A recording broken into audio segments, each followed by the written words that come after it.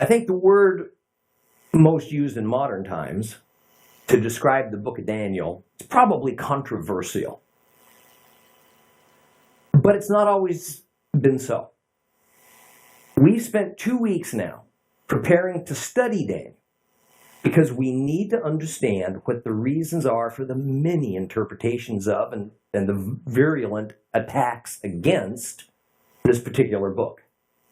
And this is important because the book of Daniel has become a pivot point in Christianity from the aspect of our actual depth of belief in the truth of the Bible and thus our faith in Messiah. And also what it is telling us and it is not telling us about this sequence of events that's still future to us and what we call the end times, or in Hebrew, the Acharit Hayamim. Now, briefly we discussed that institutional Christianity is built upon a structure called systematic theology. And while the church had plenty of firm doctrines set forth prior to the Enlightenment period of the early 1700s, from that time forward, the mindset of church leadership became to essentially use a variation of the scientific method as a tool to interpret the Bible and to teach it to aspiring pastors and to lay congregations. This tool is called systematic theology. Now, it had the ironic effect of both providing a means to protect Christianity from the attempts of the Enlightenment philosophers to essentially dismantle it,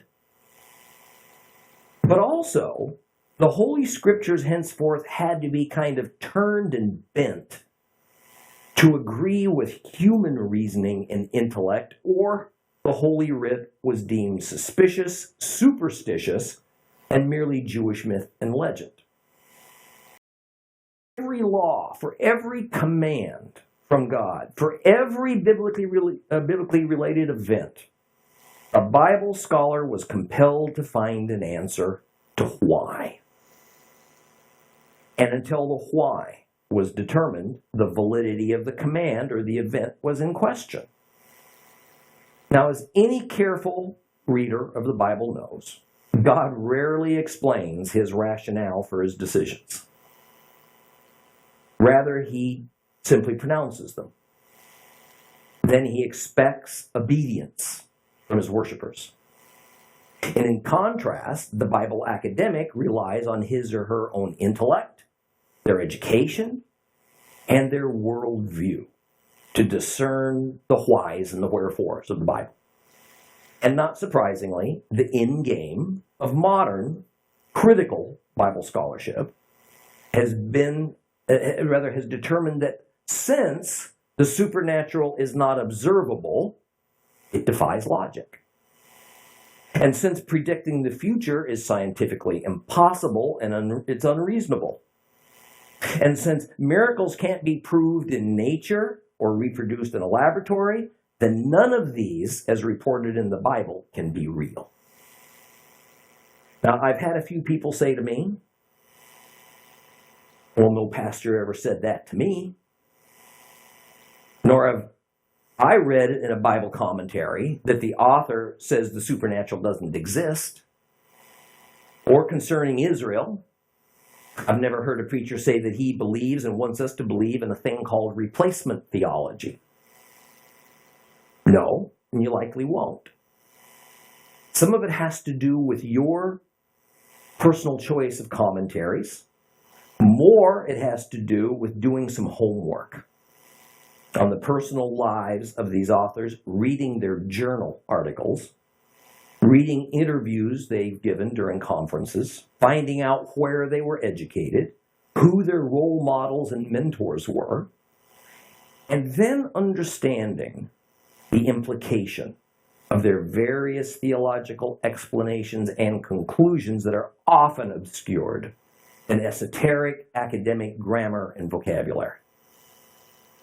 Pastors, on the other hand, will by nature do what can be done to avoid controversy or to sidestep difficult doctrinal matters that could easily upset or even split a congregation, and I think wisely so.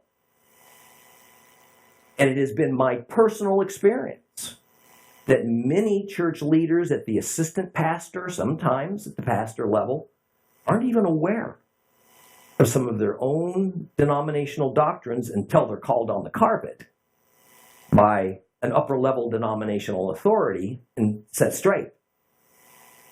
Thus, for example, a denomination that in its fundamental internal doctrines declares the church has gained all the blessings of God because God has rejected his Old Testament people, the Jews, and by the way, this is by far the most widespread belief, at least in Western Christianity, rarely ever says such a thing out loud or presents it as more than a veiled implication. But recently, some church leaders, as with John Piper, have had to publicly reveal their theology, as he and others of his persuasion have taken a public and unapologetic stance against Israel and for the Palestinian Arabs.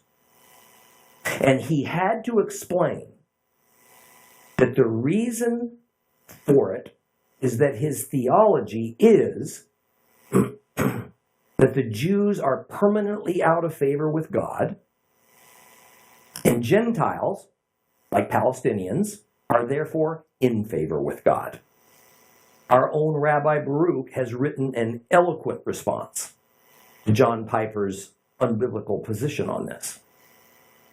But because systematic theology is logic and reasoning based, and as time has passed and the human intellect has come to play a much larger role in Christianity, it became necessary that physical phenomena in the Bible must be explained naturally as opposed to supernaturally. For instance, it's been in vogue for many years now to not necessarily deny a parting of the Red Sea, but rather the trick is to get around the problem of appearing ignorant and out of step by explaining that what was crossed over, what was parted, was not the deep waters of the Red Sea, but rather a rather shallow mud flat nearby called the Reed Sea.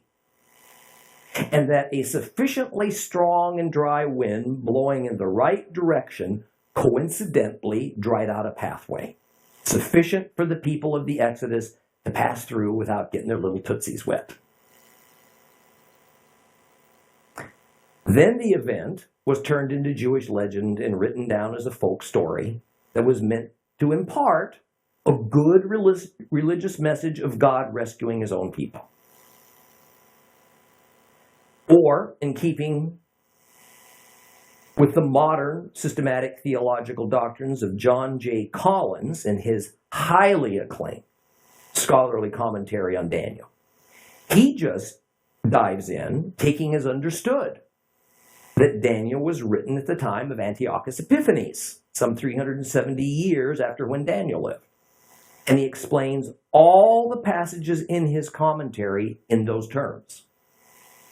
Further, he describes the literary form of Daniel in the introduction to his commentary as, and I quote, Aramaic tales, and informs the reader in that same introduction that the consensus of modern critical scholarship is, and it is true, and has been for nearly a century, that, and again I quote, the stories about Daniel and his friends are legendary in character, and the hero himself probably never existed. And yet, he readily admits a few paragraphs later that from the 2nd through the 17th centuries, Daniel's authenticity went virtually unquestioned in the church until we hit the Enlightenment. And then in Europe, Christianity went through this transformational restructuring into modern systematic theology. He also leaves out that from the time of Ezra until the time of Christ, there is no known mention in any known Jewish writing of Daniel being thought of as possibly untruthful, nor do we hear of such a suggestion from the mouths of the Essenes at Qumran, where the book of Daniel was discovered right along with the other Dead Sea Scrolls. Well, then in our last lesson, we discussed that one of the 6 to 10 or so categories that forms a unified systematic theology is something called eschatology. That is, the doctrines concerning the end times. And in general, those different end times positions are fairly well summed up in 3 different named theological viewpoints: amillennialism, premillennialism, and postmillennialism. Now, I'm not going to go over these again. You can review it on your own from our previous lesson. Pardon me. However, practically every commentator on Daniel holds tightly to one of those positions, or maybe a slightly modified version of one of them, whether they openly express it by name or not. And it's often up to the reader to investigate the author to discern which one.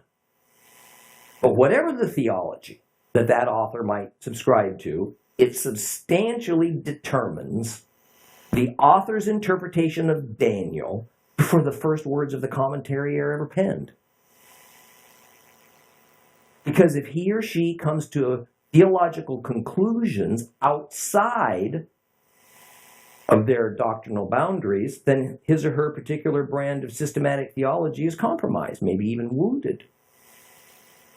We ended by discussing that Christianity has changed mightily since the days of the New Testament, when Yeshua lived, and then later when his half-brother James was the leader of this Jewish sect known as the Way.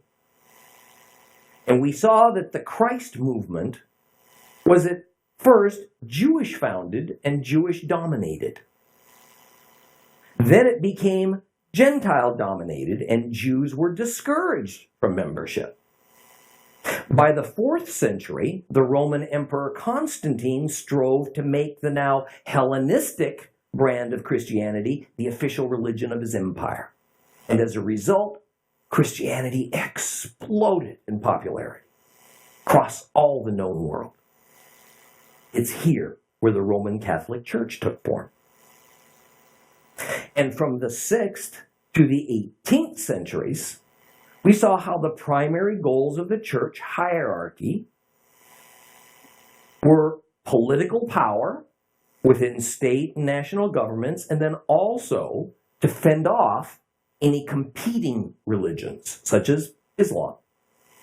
Thus, Christianity tended to look mostly inward and took a defensive posture. But starting shortly upon the turn from the 19th to the 20th century, a heartfelt interest in bringing new believers into the fold emerged. By the 1950s and 60s, evangelism took hold in the church as it began to direct its efforts outside of its own walls, sometimes spurred on by difficult social problems. And this led to the Jesus movement of the 1960s and 70s. The church was on a high. And once again, church growth exploded. The result has been that for any practical purpose, the entire globe has by now had the gospel message taken to even the most remote reaches, and it was all accomplished by the Gentile church, as prophesied. Now, we learned, however, that Yeshua and Paul spoke of a day when the era of Gentile leadership and teaching the world about the Lord would end, and the Jews would once again find themselves at the forefront. This would happen, we're told, upon the Hebrews returning from the four corners of the earth to reestablish the nation of Israel, and when Jerusalem once again came under Jewish control. The first of those two events happened in 1948, the second in 1967. And not surprisingly, really, as we look around us, we find Jewish Messianic synagogues emerging, not just in America, but throughout the world. Its partner on the Gentile side in restoring biblical truth from a whole Bible approach as opposed to a New Testament only approach, and extolling the rightful place of the Hebrew people as God's precious treasure, is the Hebrew Roots movement. Together, there can be no more visible, tangible evidence that we are at the end of an age that Yeshua calls the fullness of the Gentiles, but is better known to us as the church age. Just as it took a while for the fortress-minded church to drop its resistance and embrace its divine commission of evangelism, in this new transition, it's going to take time for the church to drop its resistance to embracing its true historical, biblical, and spiritual Hebrew roots and accept that the Jews who have been pushed aside for nearly 2,000 years are in process of regaining the preeminent place that God had for them all along as the key players in his process of redemption. The only question then before us is this: will we recognize what the Bible clearly states is the sign of our entry into the end times and accept it and go with the flow? Or shall we fight against it? Hang on with all of our might to mostly man-made doctrines, a lot of comfortable, fun traditions that validate what we would prefer to believe, and also gives us the greatest social acceptance. And finally, as we get ready now to enter the book of Daniel, I want you to hang on to this. What you each accept about the authenticity and the truthfulness of this book has everything to do with the nature of your relationship with the Lord. Because if you conclude that Daniel is a well-intentioned fraud, as do most modern Bible commentators and sadly a growing segment of pastors and Bible teachers, and that it was created as Jewish fiction around 165 BC, then it puts you in direct opposition to Christ, who in Matthew 24:15 and 16 quoted Daniel by name, told his disciples to believe it. Further, such a stand makes the book of Revelation, which is said to have come from our Messiah, error-filled and rather useless, since the prophecies of Daniel are foundational to it. Now here's what the book of Daniel claims, and what I believe the evidence clearly proves. It was written around 530 to 540 BC by Daniel while he was in Babylon. Several of the prophecies contained in it have already come to pass, precisely as predicted. But there are more to be fulfilled, and we can confidently expect them to happen. I think a good way to approach our study of Daniel is to see it in three parts. Part 1 is chapter 1, and it is the historical introduction to the book of Daniel. Part 2 is chapters 2 through 7, and it deals with the Gentile nations of the earth, especially as concerns their inherent character, their relation with one another, and their destinies. Part 3 is chapters 8 through 12, and the subject is Israel. It deals with Israel's relationship with the Gentile world and what God's plans are for Israel's future. It surprises most Bible students to learn that Daniel was composed in 2 different languages.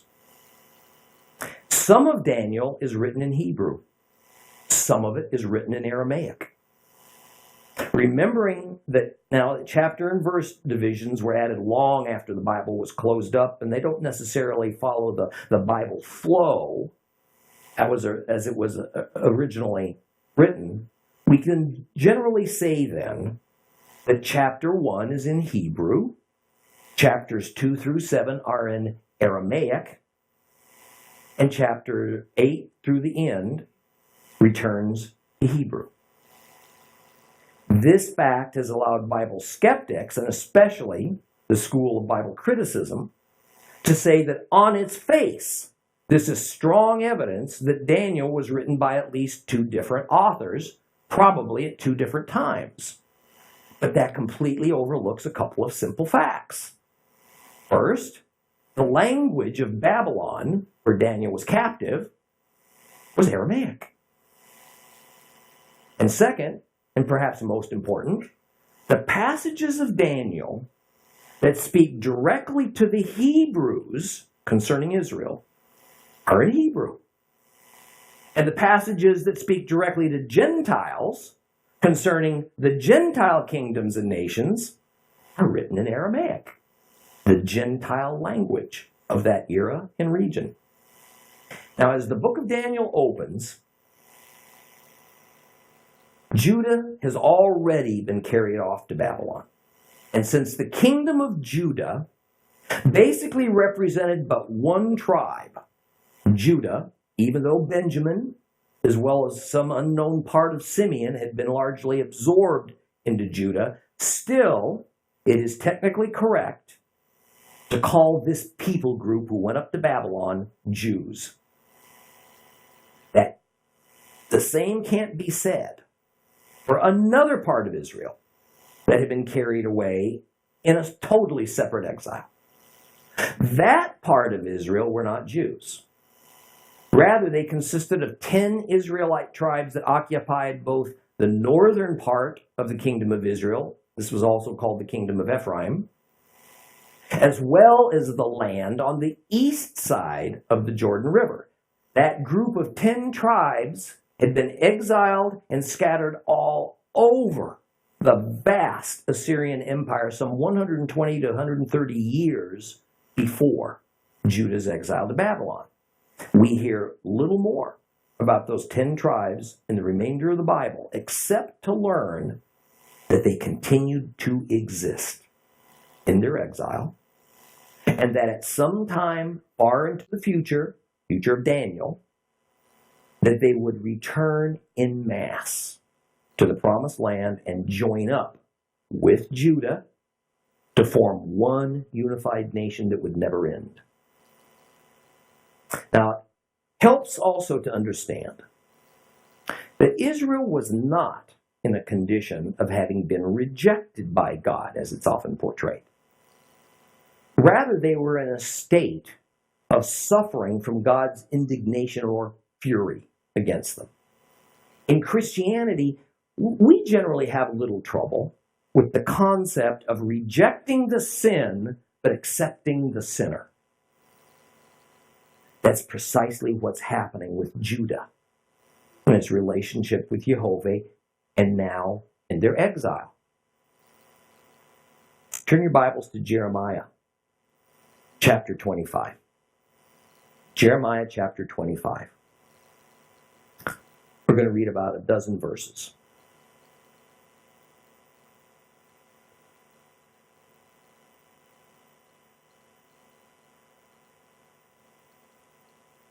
Starting at verse 5.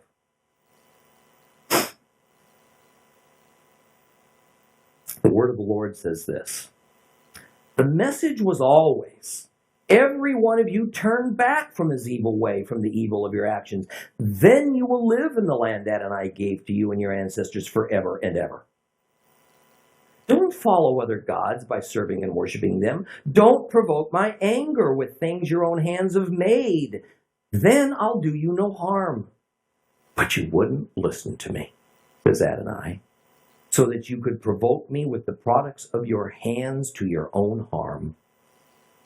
Therefore, here's what Adonai Sebaot says. Because you haven't paid attention to what I'm saying, I'm going to send for all the families of the north, says Adonai, and for my servant Nebuchadnezzar, the king of Babylon, and bring them against this land, and against its inhabitants, and against all the surrounding nations. I will completely destroy them, making them an object of horror and ridicule, of perpetual ruin. Moreover, I will silence among them the sounds of joy and gladness, the voices of the bridegroom and the bride, the grinding of millstones and the light of lamps. The entire land will become a ruin, a waste, and these nations will serve the king of Babel for 70 years. But when the 70 years are over, I will punish the king of Babel and that nation for their sins, says Adonai, and I will turn the land of the Kasdim, Chaldeans, into everlasting ruins. I will inflict on that land all my words that I've decreed against it. Everything written in this book in which Jeremiah, has prophesied against all the nations. For they too will become slaves to many nations, to powerful kings. I will pay them back according to their deeds and the work of their own hands. For here's what Adonai, the God of Israel, says to me. Take this cup of the wine of fury from my hand and make all the nations where I'm sending you drink it. God says that because Judah infuriated him due to their sinful wickedness, especially as concerns idolatry, he would send Nebuchadnezzar against them to express God's fury and to exact a price. But this was only to be for a predetermined period of time. At the end of that time, God's fury would be turned away from Judah and instead directed towards Babylon for having been too harsh on his people. One other thing. Just as the exile of the 10 tribes was indefinite and the exile of Judah was fixed for 70 years, so it is that the exile of the 10 tribes was through a thorough scattering over a vast area, while the exile of Judah was to be together as a group, sent to a common place. Thus, while the sense of community was broken for the 10 tribes, the sense of community for Judah would remain intact.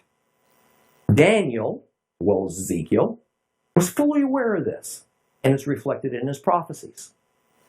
Now, before we read Daniel, I want to advise you that as we run across several of these passages where Bible critics question their accuracy and their authenticity, I'm going to tell you about them. And we'll discuss them sometimes in depth, other times only briefly. The reality is this. Please hear me on this. As modern believers, we have little choice but to know our Bibles thoroughly enough to refute the bogus claims that not only the secular world, but some segments of the church and synagogue throw at us. So open your Bibles now to the incomparable book of Daniel, chapter 1. If you have a complete Jewish Bible, that's page 1098. 1098.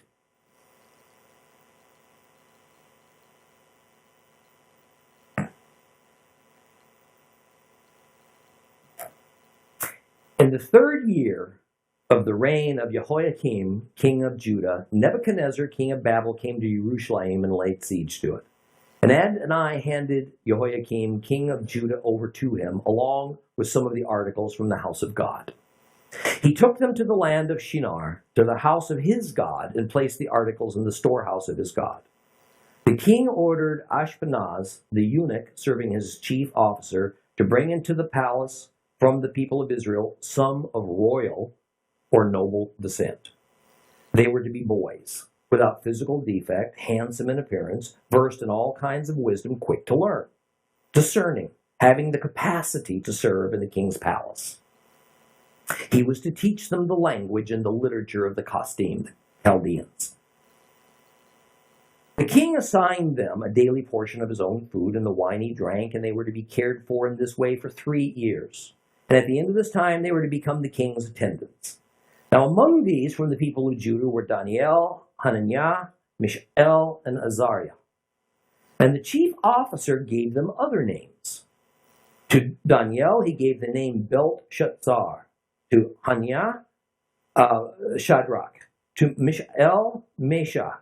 And to Azariah, Abednego. But Daniel resolved he would not defile himself with the king's food or the wine he drank, so he asked the chief officer to be excused from defiling himself. God caused the chief officer to be kind and sympathetic towards Daniel.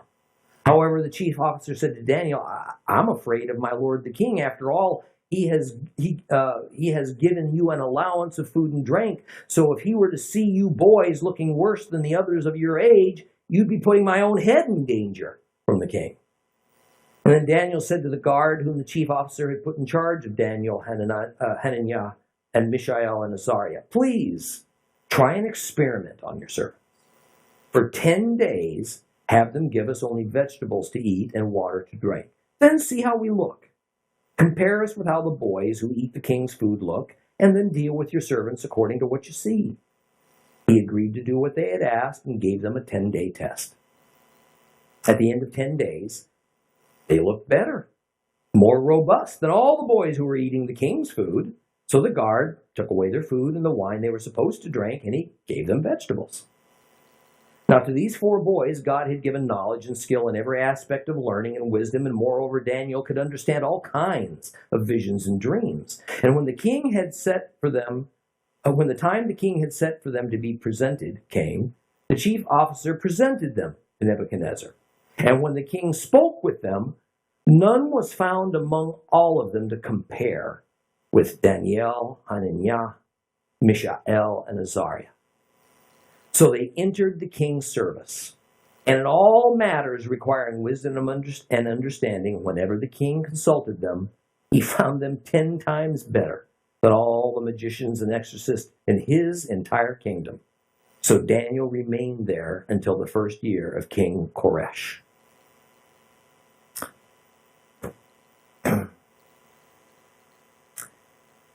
It seems that when King Nebuchadnezzar first sent his troops against Jerusalem, he not only returned home with valuable articles and vessels looted from the Holy Temple, but he also commandeered several Jewish youths of unusual aptitude, physical characteristics, and an aristocratic lineage. He wisely intended on using their intellectual and spiritual gifts for his royal court.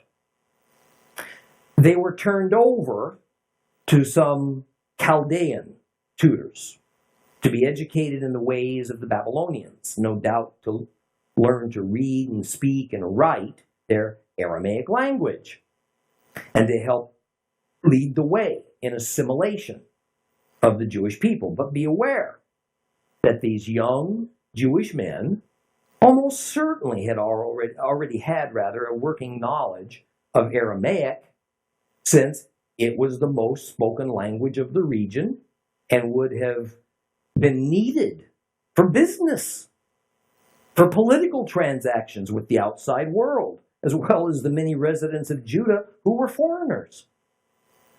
This military expedition spoken of in the first verse was the ruler of Judah.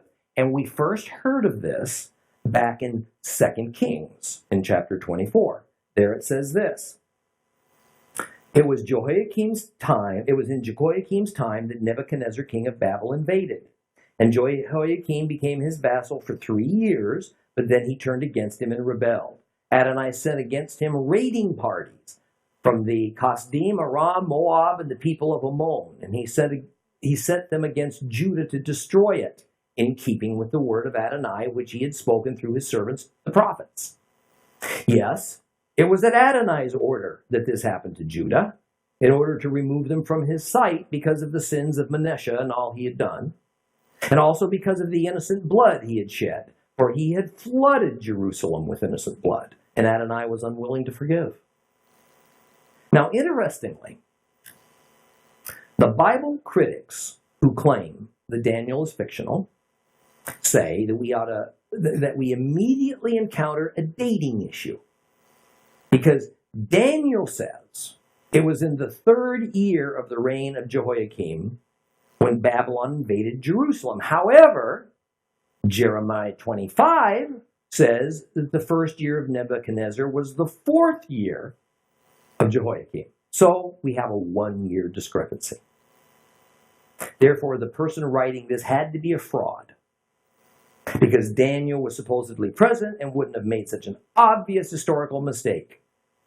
Just one problem. I presented to you in earlier lessons on other books that there were 5, count them 5, systems of dating events and the reigns of kings working simultaneously throughout most of the Old Testament era. So the issue, of course, is how to accurately express the reigns of kings and then to coordinate them with historical events. See, this is a common challenge for biblical scholars throughout the Old Testament. An example of this.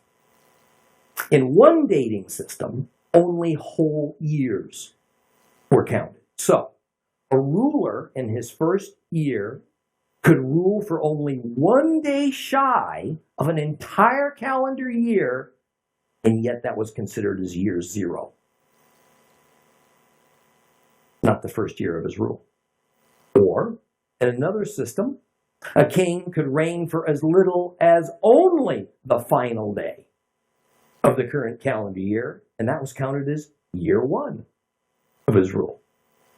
Further, sometimes the calendar used to measure it by was the civil calendar year, whereby years began in the month of Tishri. But at other times, the calendar used was the religious event calendar year. So that the years in the religious event calendar year began in Nisan. So there's automatically a half-year differential. So to debate over a stated 1-year discrepancy, making Daniel to be historically inaccurate as a result, is ludicrous. It's disingenuous. No one is even certain whether Nebuchadnezzar would have counted his years on the Babylonian throne the same way as Jehoiakim would have counted his years on Judah's throne. Well, it was in the year 605 BC that Nebuchadnezzar sent mostly mercenary forces to Jerusalem to attack it in response to Jehoiakim's rebellion. And this could be considered the time that the first wave of Jewish captives were hauled off to Babylon.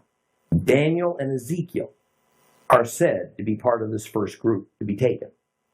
So they would be in Babylon to personally witness life there for the Jewish people in exile, but they would not be in Jerusalem to be eyewitnesses to the later Babylonian military excursions into the Holy Land and thus the later deportations. Rather, they would have had to rely on others to give them accounts of what occurred. Now, verse 3 tells us that Nebuchadnezzar commanded his chief eunuch to select some of Israel's finest youth, and that they should be seed of the kingdom, meaning the kingdom of Judah, and nobles for use in the Babylonian palace. Now, later, we'll hear that Daniel was a eunuch.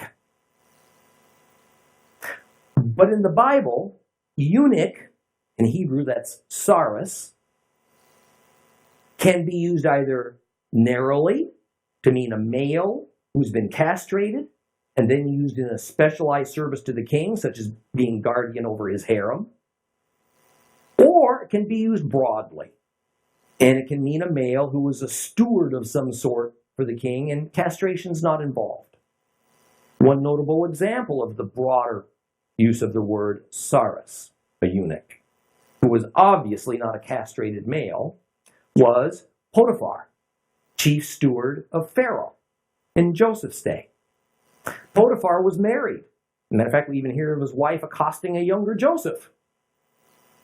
And while we can't know for certain, it appears that in Babylon, in this setting, the term eunuch had come to be the name of some official government office, rather than a term indicating male castration. So later, when we're told kind of offhandedly that Daniel had become the saras for the king, it's close to unthinkable that Daniel had been castrated. Rather, he just assumed a high office. The next question has to do with the term zerah melucha, what that means. Depending on your translation, you'll see in your Bibles that it says either seed of the king or seed of the kingdom, or, like in the complete Jewish Bible, the royal. Now we could probably cross out the word kingdom, since in Hebrew, kingdom is mamlacha.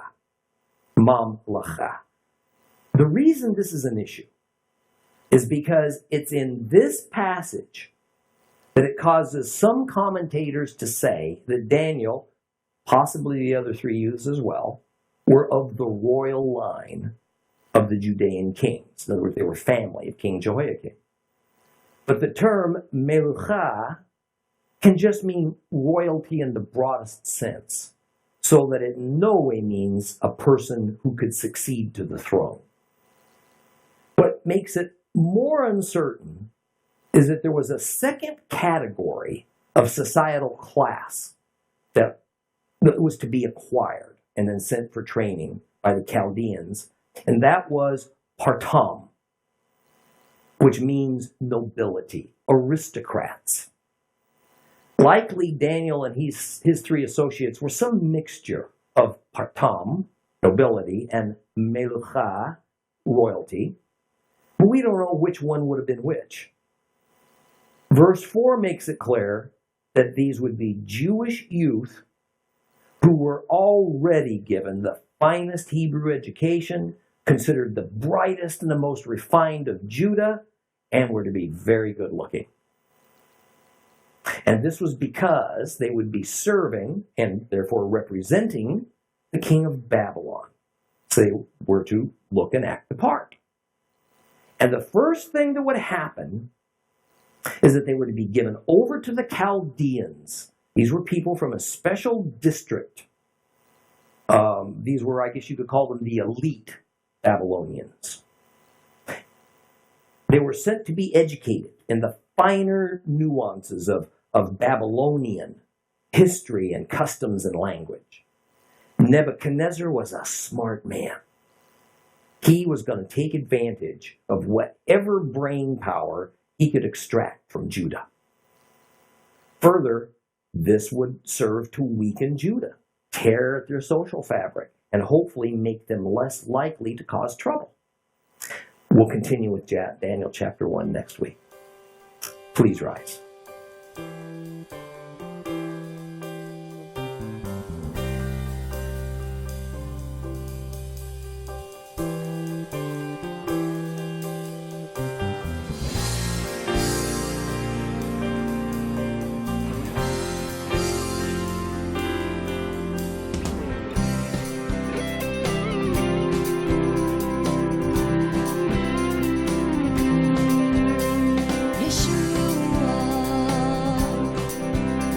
Yeshua.